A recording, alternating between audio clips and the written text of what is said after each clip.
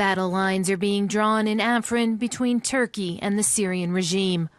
A month into a Turkish offensive to drive the Kurds out of the area, pro-regime troops have arrived to lend a hand to the People's Protection Units, or the YPG, who control the enclave on the Turkish border.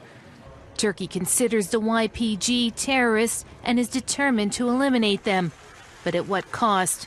Political analysts see the move as part of a longer game plan. Turkey is testing the reactions from the Syrian government, Iran and Russia by targeting pro-Syrian government forces entering Afrin. I think the Turkish president is only temporarily intensifying the situation to gain bigger bargaining chips in future negotiations. The ongoing fighting has further strained already tense diplomatic relations in the region, leading to worries that it will get much worse before it gets better. I don't see this winding down. I see this exponentially increasing in terms of a conflict. Do we think that Russians and the Iranians and their allies in the Syrian government are just going to allow Turkey to step in and have a sphere of influence, an area of operation in northern Syria? The regime's position is threatened. So there's no way that they can back off. Residents in Afrin have mixed feelings about being the new front in the face-off between Turkey and the Syrian government. One thing they do agree on, they're tired of all the fighting. The shots of the Turkish army have made their mark on the streets of Afrin. Despite the apparent calm, residents remain worried. In this hospital, staff are concerned about the violence escalating. If the situation continues like this, with lots of shelling, then there will be a shortage of medicine and medical treatment. On Tuesday, Turkish forces bombed Afrin. Soon after, pro-Syrian government troops entered the region. Pro-regime forces had come to lend a hand to the People's Protection Units, or the YPG, who control the enclave on the Turkish border.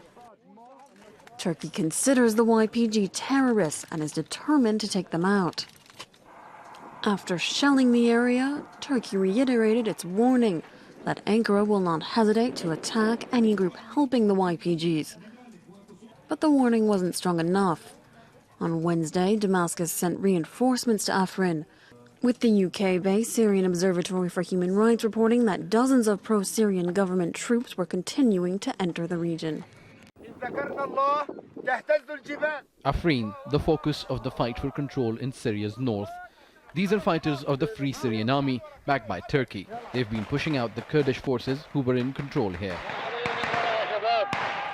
But now they also face a new opponent, Syrian reinforcements. This is the moment when pro-Syrian government media reported that militia were entering the northern city. Around 20 vehicles carrying the men were seen responding to the call for help from Kurdish YPG fighters against Turkey's military offensive.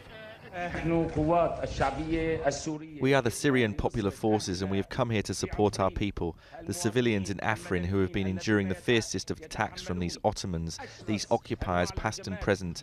We came to Afrin because we are one Syrian people. But most of them retreated, pushed back by Turkish artillery shells. Some of the Syrian militiamen managed to reach the Kurdish area. It's a strange union between groups who not so long ago were fighting each other. But they both have their reasons. The Kurds on the back foot in Afrin, and the Syrian government sees the Turkish incursion as an opportunity. I reiterate that we are countering Turkey's action and opposing its aggression in Afrin and northern Syria. We call on the Kurdish and the Arabs to unite and stick to this stance. I want to stress that the Syrian government forces will defend every millimetre of our territory.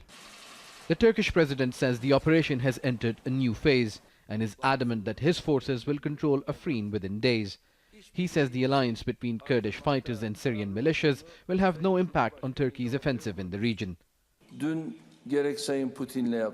Yesterday in the talks with Russian leader Putin and Iranian President Rouhani, we had an agreement on these matters. Unfortunately, as you know, these kinds of terror organizations sometimes take wrong steps with the decisions they take by themselves. It is not possible for us to allow this. They will pay a heavy price for this. After the defeat of ISIL in northern Syria, Russia, Iran, the Syrian government, United States and Turkey are all competing for influence and control, and the difficult terrain in Afrin is the latest front line. Turkey says its month-long advance has been slow to try and avoid civilian casualties, but Syrians across the country continue to suffer in a war with no end in sight. Osama bin Javed, Al Jazeera, Gaziantep.